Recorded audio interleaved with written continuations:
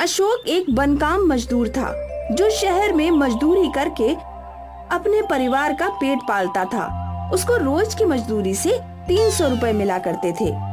अशोक एक किराए के घर में रहता था अपने पूरे परिवार के साथ। उसके परिवार में उसकी पत्नी अनुराधा और उसके 3 बच्चे थे, भुवन, जीवन और नंदिनी। ये लो अनुराधा, आज की दिहाड़ी। हाँ, कल मैंने किराएदार को 3000 किराया दे दिया। अच्छा किया। हाँ, काश आपका वेतन बढ़ जाए। इतने कम वेतन में हम पैसे कैसे बचत कर सकते हैं। भगवान करे ऐसा जल्दी हो, पर अब जो भी है वो है। कम से कम मैं खुश हूँ कि हमारे खाने के लाले नहीं है। बच्चे स्कूल जा रहे हैं और हम भर पेट खाना खा रहे हैं। भगवान को लाख लाख धन्यवाद। हाँ बिल्कुल, भगवान जी की हम पर बहुत कृपा है। अशोक और अनुराधा भले ही गरीब थे, पर उन्हें अपनी परिस्थिति से कोई बैर नहीं था। वो खुश थे और संतुष्ट थे। अनुराधा अक्सर गरीबों की मदद किया करती थी। एक दिन की बात है, अनुराधा बाजार में सब्जियां खरीद रही थी। तभी उसने देखा कि एक बूढ़ी औरत रास्ते पर भीख मांग रही है। बहुत भूख लगी है बेटा, कई दिनों से कुछ नहीं खाया। आसपास के लोग बूढ़ी औरत को देख रहे थे, पर कोई भी उसे पैसे नहीं दे रहा था। अम्मा, आपको बहुत भूख लगी होगी ना, आइए मेरे साथ। अनुराधा उस औरत को बगल के एक छोटे से ढाबे पर ले गई। भैया, अम्मा को पेट भर के खाना खिला दो, ये लो पैसे। अनुराधा ने ढाबे वाले को पैसे दे दिए और ढाबे वाले ने अम्मा को खाना खिला दिया। कई दिनों से भूखी अम्मा हड़बड़ी में खाना खाने लगी। अनुराधा वहीं पास बैठी थी। जब अम्मा ने पूरा खाना खा लिया, और कुछ चाहिए अम्मा? नहीं बेटा, पेट भर गया। भगवान तुम्हारा भला करे, तुम जुग जुग जियो, हमेशा खुश रहो। अनुराधा ने अम्मा के हाथ में कुछ और पैसे दिए। ये रखिए, आपको जब वापस भूख लगेगी कुछ खा लीजिएगा। शुक्रिया, तू बहुत अच्छी है बेटा, तेरे साथ कभी बुरा नहीं होगा। जब तुझे मदद की जरूरत होगी, तुझे मदद हमेशा मिलेगी। अनुराधा वहाँ से मुस्कुराकर चली गई। अनुराधा की तरह अशोक भी बहुत अच्छा था। वो भी लोगों की मदद कर दिया करता था। चाचा, मैं आपकी मदद कर देता हूँ, पर बेटा ये बहुत भारी है। मजदूर के लिए ये कौन सा भारी होगा, चलिए। अशोक ने उस बूढ़े आदमी का सामान उसके घर तक पहुंचाया। शुक्रिया बेटा, तेरी बहुत मेहरबानी है। भगवान तेरा हमेशा अच्छा करे। अब मैं चलता हूँ चाचा। अनुराधा और अशोक भले ही गरीब थे, पर वो किसी की भी मदद के लिए हमेशा तैयार रहते थे। अनुराधा और अशोक के अच्छे कर्मों की कोई गिनती नहीं थी। उन्हें जब मौका मिलता वो किसी न किसी की मदद किया करते ही थे। कुछ महीने बीत गए। एक दिन अशोक एक बिल्डिंग का बनकाम कर रहा था। वो काफी ऊंचाई पर चढ़ा था और बदनसीबी से उसके पैरों के नीचे का बम्बू टूट गया और अशोक इतनी ऊंचाई से नीचे गिरा कि वो जख्मी था। जब उसे हॉस्पिटल ले जाया गया तो डॉक्टर ने उसकी पट्टी कर दी। भगवान का शुक्र है कि कोई गहरी चोट नहीं आई है। घुटने की एक हड्डी टूट गई है, जिसे जुड़ने में 2 से 3 महीने लग सकते हैं, पर तब तक इन्हें बिल्कुल भी काम नहीं करना होगा। 2-3 महीने? 2-3 महीने आराम करने की बात सुनकर दोनों सहम गए। अशोक तो एक दिहाड़ी वाला मजदूर था। उसे तो रोज काम के ही पैसे मिलते थे। 2-3 महीने अगर उसे घर पर बैठना पड़े तो उसका घर कैसे चलेगा? अब हम क्या कर सकते हैं? आप फिक्र मत कीजिए, मैं कुछ न कुछ काम ढूंढ लूंगी जिससे हमारा गुजर बसर तो हो ही जाएगा। और कोई रास्ता भी नहीं है। सोचा नहीं था भगवान ये दिन भी दिखाएगा। अशोक और अनुराधा के बचाए हुए पैसे इलाज में खर्च हो गए। अब उनके पास बहुत ही कम पैसे बचे। कुल मिलाकर अब 300 रुपए ही बचे हैं। इसमें तो बस 2-3 दिन का राशन ही आएगा। अब मुझे जल्दी काम मिल जाना चाहिए। कितने दिनों से मैं काम ढूंढ रही हूँ। भगवान करे मुझे जल्दी काम मिल जाए ताकि हम पर भूखे मरने की नौबत ना आए। हाँ, भगवान से यही प्रार्थना है। खैर, मैं इन पैसों से जो बन पड़ेगा ले आती हूँ। हाँ। अशोक और अनुराधा दोनों परेशान थे। उनकी आर्थिक स्थिति विकट थी। वो 300 रुपए लेकर अनुराधा बाजार गई। वहाँ उसने चावल, दाल और कुछ सब्जियाँ ले ली। अब अनुराधा के पास बस 10 रुपए बचे थे।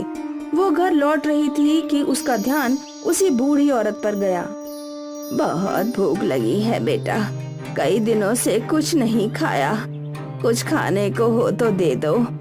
बेचारी, लेकिन आज इसे पेट भर के खाना खिलाने के लिए मेरे पास पैसे भी नहीं हैं, बस 10 रुपए हैं, इसमें क्या आएगा। अनुराधा ने यहाँ वहाँ देखा तो एक पकौड़े की दुकान थी। मुझे 10 रुपए के पकौड़े दे दीजिए। अनुराधा ने दुकानदार को 10 रुपए दिए और पकौड़े ले लिए। वो पकौड़े लेकर अनुराधा उस बूढ़ी औरत के पास गई। अम्मा, आज मैं तुम्हें पेट भर तो नहीं खिला सकती, पर ये खा लो। उस बूढ़ी औरत ने पकौड़ों के कागज को हाथ लगाया और बोली, आज ये पकौड़े तू अपने घर ले जा बेटी, समझ ले मैंने खा लिए, आज इस पर तेरा हक है। अम्मा, पर आपको भूख लगी है ना? वो बूढ़ी औरत मुस्कुराई और देखते ही देखते अनुराधा की आंखों के सामने से ओझल हो गई। अनुराधा हड़बड़ा गई। वो बूढ़ी औरत को यहाँ वहाँ ढूंढ रही थी, पर वो उसे कहीं नहीं मिली। फिर अनुराधा घर लौटी, अपने पति अशोक को ये सारी बातें बताई। ऐसे कैसे कोई गायब हो सकता है? पता नहीं, मैं भी हैरान थी। अच्छा, वो पकौड़े दिखाओ। अशोक ने पकौड़े का कागज खोला और दंग रह गया। कागज के अंदर सोने के पकौड़े रखे थे। सोना? इतना सारा सोना? ये सच है क्या? हाँ, पर कैसे? शायद उस बूढ़ी औरत की वजह से। उस रोज उन्होंने मुझे आशीर्वाद दिया था। शुक्रिया, तू बहुत अच्छी है बेटी, तेरे साथ कभी बुरा नहीं होगा। जब तुझे मदद की जरूरत होगी, तुझे मदद हमेशा मिलेगी। हाँ, तुम्हारी अच्छाई की वजह से हमें आज अपनी जरूरत के समय मदद मिली है अनुराधा। भगवान का लाख लाख शुक्रिया। इस दिन के बाद अशोक और अनुराधा की जिंदगी बदल गई। अशोक का इलाज हो गया और अब वो बनकाम मजदूर नहीं रहा। अनुराधा और अशोक ने खुद का घर खरीद लिया और एक दुकान भी। अब दोनों साथ काम करते थे।